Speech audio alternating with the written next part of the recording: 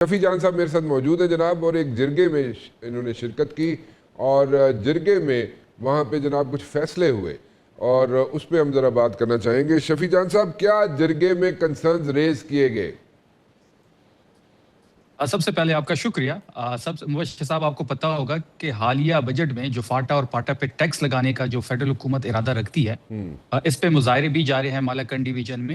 اصل میں دیکھیں، جب انضمام ہوا تو یہ فیصلہ کیا گیا تھا کہ 10 سالوں تک کوئی ٹیکس نہیں لگایا جائے گا۔ پھر جب باقی ایریاز تھا ان کے ساتھ بھی ان کے معاہدے موجود ہیں، تو اس معاہدوں کی وائلیشن ہو رہی ہے۔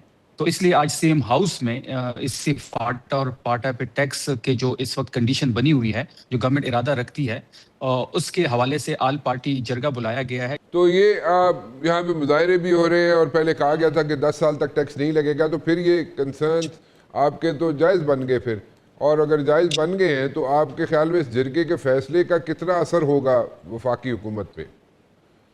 دیکھیں، افریدی صاحب کی جو لیڈرشپ ہے اس کا یہ کمال ہے کہ جب بھی اسی قسم کے جو صورتحال بنتی ہے صوبے کے حوالے سے، وہ تمام لیڈرشپ کو اکٹھا کر لیتے ہیں۔ آپ نے دیکھا ہوگا کہ امن و امان کے حوالے سے امن جرگہ اسمبلی کے اندر منعقد کروایا گیا، جس میں تمام پولیٹیکل فورسز موجود تھے، تمام مکتبہ فکر سے تعلق رکھنے والے لوگ، وہ کلاس سول سوسائٹی کے لوگ موجود تھے، اور پھر مشترکہ 13 نکاتی ایک ڈرافٹ بھی آپ کے سامنے آیا تھا۔ اس کے بعد جب گندم اور گیس کا ایشو بنا تب بھی تمام لوگوں کو اکٹھا کیا گیا۔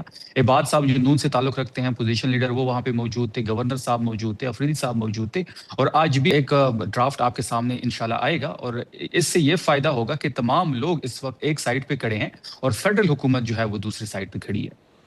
سو یو آر ایکسپیکٹنگ کہ یہ سارا جو اس پہ ٹیکسز لگے ہیں یہاں پہ آپ کے کے پی میں، وہ سارے ٹیکسز جو ہے ریورٹ ہو جائیں گے؟ This is what you are expecting, right? نہیں، کے پی کی ساری کی بات نہیں ہے، یہ مالاکنڈ ڈویژن کی بات ہے اور سابقہ فاٹا کے جو اضلاع ہے اس کی بات ہے۔ یہ معاہدے کے دوران یہ چیزیں موجود تھی۔ جب فاٹا انضمام ہو رہا تھا تو ان سے بات ہوئی تھی کہ 10 سال تک کوئی ٹیکسیشن نہیں ہوگی۔ اسی طرح اگر آپ سوات کی بات کریں تو وہاں بھی معاہدے موجود ہیں کہ اس کا ایک اسپیسیفک پیریڈ موجود ہے کہ اس پیریڈ سے پہلے کسی قسم کی مالاکنڈ ڈویژن میں ٹیکسیشن نہیں ہوگی۔ لیکن فیڈرل حکومت ہمیشہ اپنے جو معاہدے کرتے ہیں یا جو بھی یہ چیزیں کرتے ہیں اس کا پاس نہیں رکھتے، جس سے یہ حالات خیبر پختونخوا میں آپ کو پتہ ہے کہ اس پہ مظاہرے بھی اس وقت ہو رہے ہیں، فاٹا ہو یا پھر مالاکنڈ ڈویژن ہو۔ اسی تناظر میں یہ جرگہ بلایا گیا ہے۔ تمام خیبر پختونخوا ایک ہی نقطے پہ اس وقت بالکل متفق ہے کہ جو معاہدہ ان کے ساتھ فیڈرل حکومت نے انضمام کے ٹائم کیا تھا یا مالاکنڈ ڈویژن میں کیا تھا، اس کا پاس رکھا جائے۔ شفیع جان صاحب، ایک دوسری طرف میں آنا چاہوں گا، میں مولانا فضل الرحمان صاحب کا ایک ریسنٹ بیان ہے اباؤٹ آرمڈ فورسز اینڈ شہداء، اس پہ آپ کیا کہنے چاہیں گے؟ ذرا یہ ذہن میں رکھیے گا کیونکہ جب بھی آپ کو ضرورت پڑتی ہے آپ مولانا فضل الرحمان صاحب کے پاس جاتے ضرور ہیں پی ٹی آئی والے، اور وہاں پہ جا کے چاہے 27ویں ترمیم ہو یا کوئی اور مسئلہ مسائل ہو تو وہاں پہ جا کے ڈسکس بھی کرتے ہیں۔ لیکن ان دس پرٹیکولر کیس کے آپ ان کے پاس جائیں گے، انہیں کہیں گے کہ وہ اپنے جو بھی سٹیٹمنٹ انہوں نے آرمڈ فورسز یا شہداء کے بارے میں دیا اس پہ جناب وہ نظر ثانی کریں یا وہاں پہ اپولوجی ٹینڈر کریں؟ دیکھیں، مولانا صاحب کے جہاں تک بیان کا تعلق ہے، شہداء سب کے سانجے ہوتے ہیں، چاہے وہ پاک آرمی کے ہو، پولیس کے ہوں، سویلین ہو۔ شہداء کے بارے میں ایسا بیان نہیں آنا چاہیے تھا، لیکن اس بیان کو بھی سیاق و سباق سے ہٹ کے سامنے رکھا جا رہا ہے۔ جس طریقے سے پریس کانفرنس شروع ہے وہ سلسلہ بند ہونا چاہیے۔ دو پارٹیاں، چاہے پاکستان مسلم لیگ نون ہو چاہے پاکستان پیپلز پارٹی ہو، ان کا ایک کونسلر بھی نہیں رہا جو مولانا صاحب کے اس بیان پہ انہوں نے پریس کانفرنس نہ کی ہو۔ اب اس چیز کو سمیٹ کے آگے بڑھنا چاہیے۔ اس طرح نہیں ہو سکتا کہ آپ ایک بیان پہ کسی کو غدار یا کسی کو آپ محب وطن اس کو ڈکلیئر کریں۔ ذرا لوکل سیاست کی طرف آؤں گا ویری کوئکلی۔ آپ مجھے یہ بتا دیجئے کہ جو آفریدی صاحب ہیں چیف منسٹر صاحب، ان کے خلاف کافی یہاں پہ، ویسے تو آپ کو دشمنوں کی ضرورت نہیں ہے پی ٹی آئی والوں کو، لیکن آپ کے اندر سے بہت سی آوازیں اٹھ رہی ہیں کہ شاید آفریدی صاحب جو ہیں وہ انہوں نے وہ ایکسپیکٹیشنز پوری نہیں کی، عمران خان کی ایکسپیکٹیشنز پہ پورے نہیں اترے، اور گنڈا پور صاحب جو ہے واپس ان کو آنا چاہیے، وہ بھی ایک کانسٹیٹیوشن کورٹ میں کیس چل رہا ہے۔ تو یہ ساری چیزیں اگر ذہن میں رکھی جائیں تو آفریدی صاحب کیا ایگزٹ ہونے والا ہے، ان کی جگہ کوئی اور چیف منسٹر آنے والا ہے، یا what exactly is going on? جی، آفریدی صاحب ایک نیشنل لیڈر کے طور پہ ابھر رہے ہیں، وہ بالکل کمفرٹیبل زون میں ہیں، پوری پارٹی ان کے ساتھ کھڑی ہے، اور جس قسم کی قیاس آرائیاں اس وقت میڈیا پہ ہو رہی ہیں اس میں کوئی حقیقت نہیں ہے۔ میں کمپلیٹلی اس کی تردید کرتا ہوں۔ عمران خان صاحب کا کمپلیٹلی اعتماد ان کو حاصل ہے، اور آپ دیکھیں گے کہ آفریدی صاحب کی سربراہی میں ہی رہائی عمران خان صاحب کی ممکن بنائی جائے گی۔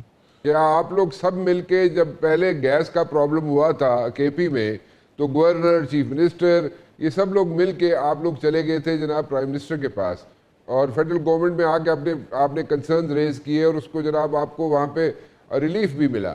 سو ان دس پرٹیکولر کیس جو یہ ٹیکسز لگے مالاکنڈ پہ، یہ فاٹا میں، جو کہ نہیں لگنے چاہیے تھے، جو یہاں پہ کچھ اور کمٹمنٹس کی گئی تھی، آپ دوبارہ جانا چاہیں گے سب مل کے پرائم منسٹر کے پاس؟ اگر جانا چاہیں گے تو کب تک جائیں گے آپ؟ ہم اپنے کپت سے 3 گنا زیادہ گیس پروڈیوس کرتے ہیں، لیکن یہ گیس جو ہے وفاقی حکومت کو تو دی جا رہی ہے، لیکن آپ نے دیکھا ہوگا کہ خیبر پختونخوا کو وہ گیس نہیں دی جا رہی جو اس کی پروڈکشن ہے. آج بھی ہمارے گیس سے پنجاب کے جو ہے وہ انڈسٹریز چل رہی ہیں، لیکن ان کی گندم کی سے ہمارے مل ابھی بھی بند ہے. تو یہ جو امتیازی سلوک ہے، بارہا ہم نے اس پہ بات کی ہے، ہم دوبارہ بھی اس پہ بات کریں گے. جب ہم نے مل کے سی این جی سیکٹر پہ بات کی اور گندم کی بات کی، اور پھر گورنر صاحب پرائم منسٹر سے بھی ملے، اور عباد صاحب بھی اس میٹنگ میں موجود تھے کیونکہ ان کا نون لیگ سے تعلق ہے اور یہاں پہ پوزیشن لیڈر ہے، لیکن اس چیز کو ایڈریس نہیں کیا گیا. آج بھی گندم جو ہے خیبر پختونخوا پہ بند ہے، جس کی وجہ سے خیبر پختونخوا میں آٹے کی قیمت بھی زیادہ ہے، اور ہمیں جو ہے تقریباً 38 لاکھ میٹرک ٹن جو ہے وہ چاہیے ہوتا ہے پنجاب سے، اور پنجاب جو ہے تقریباً اس سے دگنا ان کے پاس اپنے استعمال سے زیادہ موجود ہوتا ہے. لیکن بارہا اس قسم کی امتیازی سلوک خیبر پختونخوا کی ساتھ ہو رہا ہے. جب بھی ان کی گورنمنٹ آتی ہے تو کبھی یہ لوڈ شیڈنگ بڑھا دیتے ہیں، کبھی گندم بند کر دیتے ہیں.